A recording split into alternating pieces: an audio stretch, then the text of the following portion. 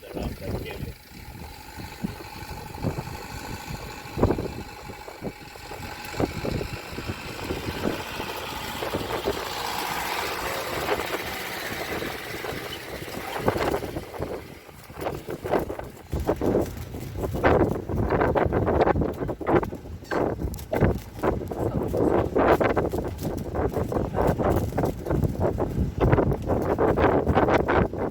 Yeah, like you see there,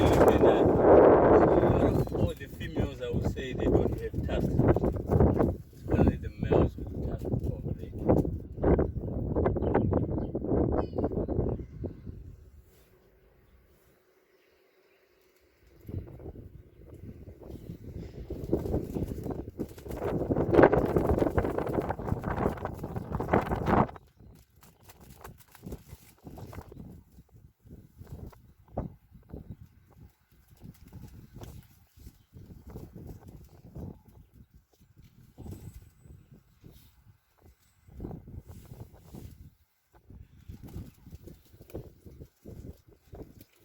So elephants, they've got a very poor eyesight. They can get a fright with any funny movement. Even a tortoise can scare an elephant.